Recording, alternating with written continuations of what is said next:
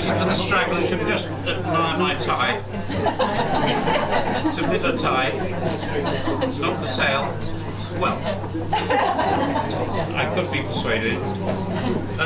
It's very beautiful. Somebody said to me, it looks like a Damien Hirst, and I thought, oh no, I'm going to vomit on my own tie. So this is only one little bit of a sensational show. Thank you all. No, please, keep up, Captain.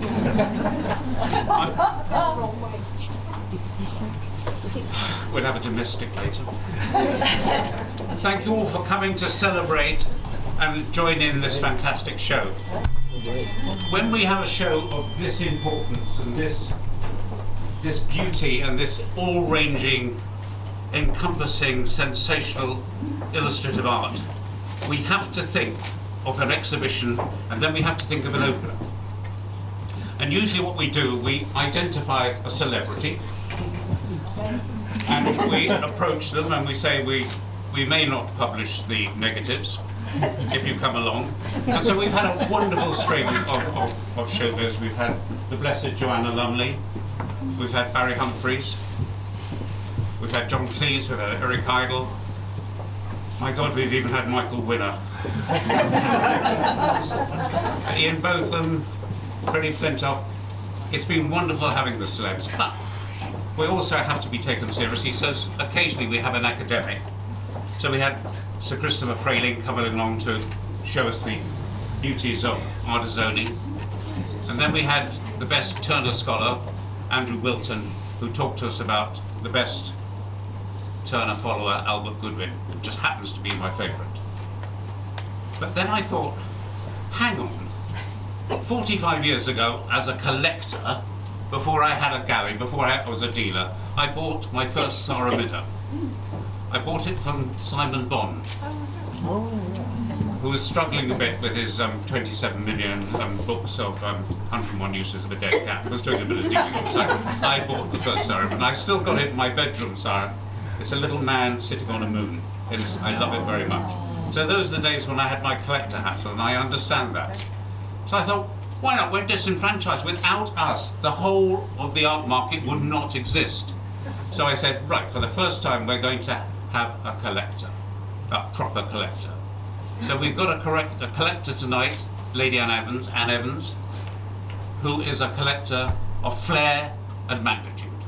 And she's going to celebrate with you, Sara Midda. Anne. Thank you, thanks so much. Thank you for the introduction. I just hope that I live up to the expectation. Anyway, there are a few things I think you know that I think quite deeply about my collecting. So there are a few things that I actually want to say, first of all, about Sara's work, Sara and her work, and why I'm attracted to it, why I collect, etc. And then maybe we could have a little bit of a conversation or something. Yes. Yeah? Yes. So we know you obviously will talk to anybody. Exactly. We know from the catalogue introduction that Sara has creativity in her genes. We know that she was brought up by a fashion designer, mother in a family where creative expression was not only encouraged, but she lived it as well. So this goes back right to early childhood. I was first introduced to Sara's work by chance, again back in 1983, when I came across the book In and Out of the Garden, in a little charming bookshop in the States, in Ann Arbor, Michigan, where I was studying and working at the university with my to-be husband, Chris, who's just down there. We were so young, we're just making our way in the world, we had very, very, very little, but every penny counted, but I bought that book. I had to have it. So there was no pizza that night.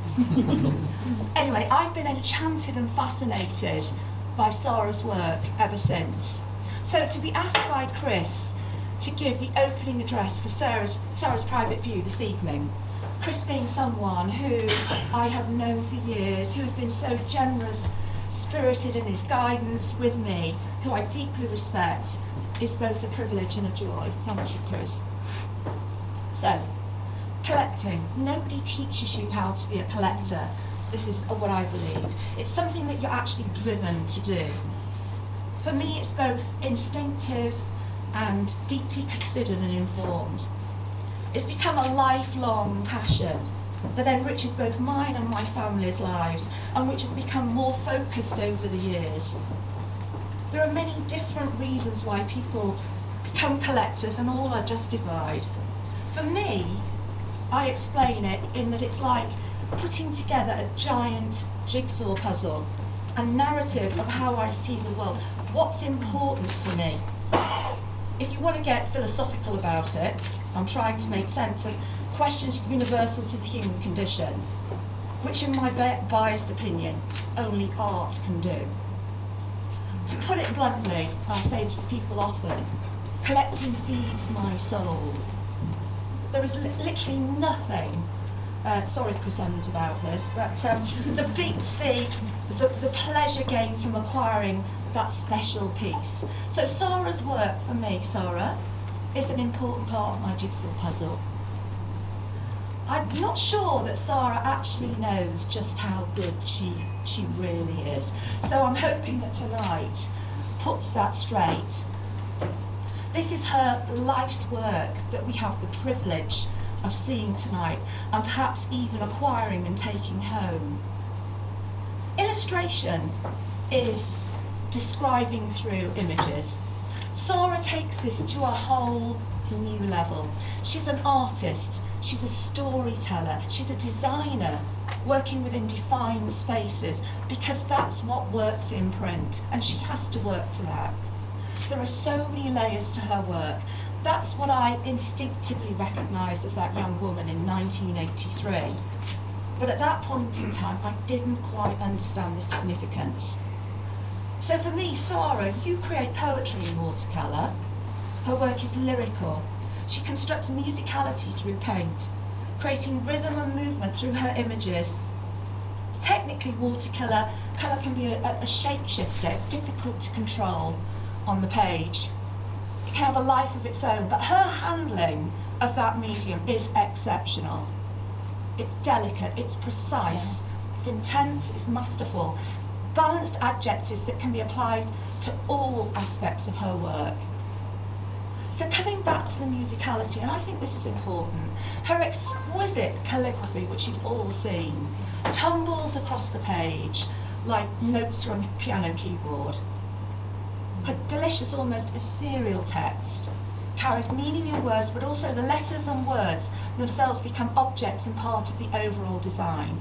For instance, the text around a garden, there's a beautiful little piece down there, go and have a look at it, which is the wall garden.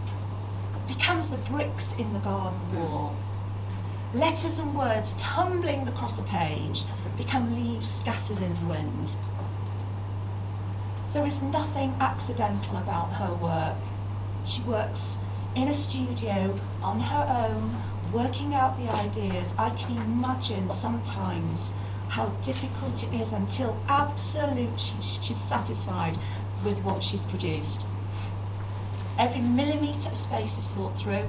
For me, this mastery, again, is particularly shown in the way that she uses negative space. Now, this is not really talked about that often, but I think it's important with Sara's work, because every single bit, as I said, every millimetre on the page is thought through. So she uses negative space with images it surrounds to enhance the overall narrative. It's very obvious to see the depth of research that she does even before putting pen to paper. The miniature scale is I compare it to a piece of jewellery. It adds intensity. You know, you've got a piece of jewellery. What do we make jewellery out of? The most precious materials, stones, you know, metals, etc., gold, silver, and it becomes increasingly valuable because of the intensity, how small it is. That's exactly what she does with her work.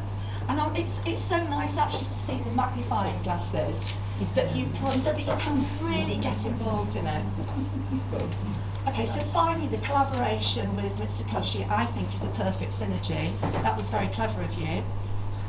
Many artists use different mediums in their work to work out ideas than the one they're best known for. Joyous design applied to functional objects to create beauty in everyday life, and that's what that collaboration has done. So, finally, this evening we stepped over Chris's threshold and into Sara's magical realm, and it is a realm that you created, Sara.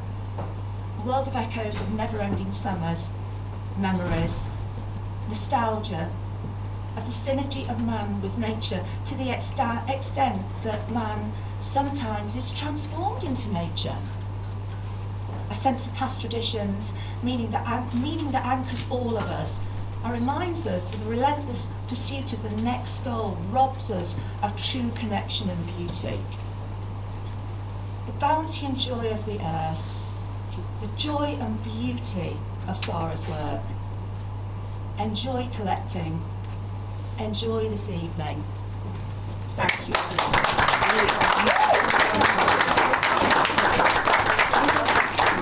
Thank you so much, John. To borrow one of your phrases, your words were tumbling across the room and gave us delight.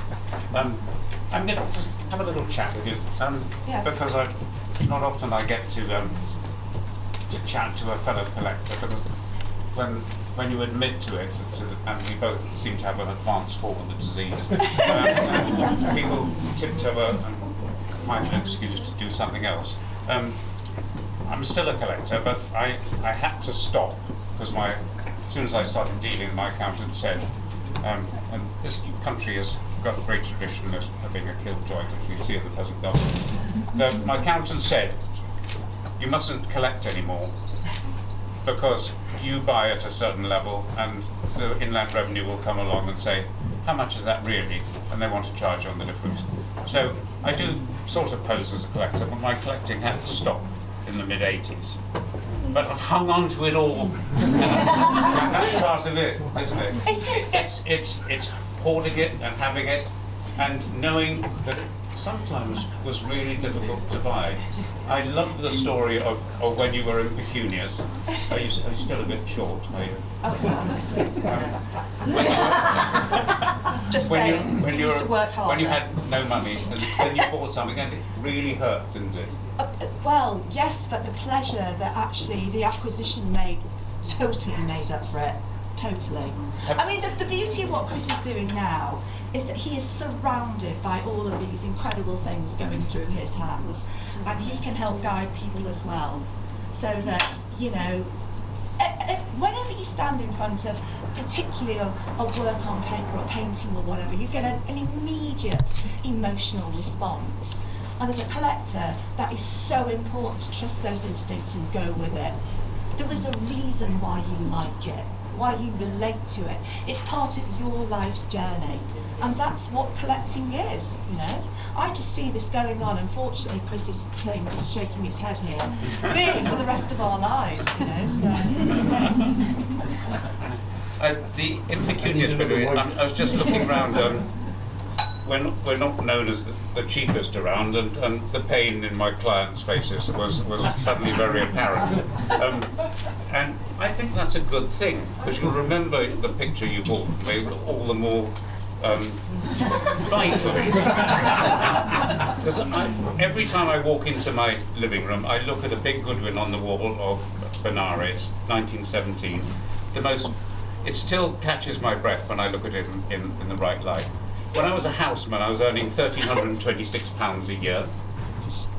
It cost me half my year's salary, and by then I'd stopped. I decided I wasn't going to tap the old man for any more money. So it was Matteson sausage for a whole month, and I paid that off. And now that's 150,000 sitting there, but then the money doesn't matter. Does it? But it still gives me such joy. That's the joy that a collector goes. Dealers are like stockbrokers. They go in and out, in and out, in and out. They never get anything. They don't have the joy, the continuity of the thing, and they don't actually catch that moment when the market takes off. So buy your stuff, love it, hang on to it. You did another thing, which is to draw attention to what essentially an illustration is and how it might be argued that it's different from fine art, but it can be expressed in another way. Yeah. And the importance you attach to the Mitsukoshi work just can't be emphasized enough. Sara became a demigod in Japan. she sold millions of everything, was the look, and it came over here as well. That's expressing something that you enjoy, because it's got a function in another way, can be expressed in another way, can be printed, can be shown in another way. That's essentially what you have with an illustration. A book, a print, a film. That's illustration, and it gives me great joy, and it gives collectors great joy, and you tonight have given us great joy. Thank you, Anne. Thank you.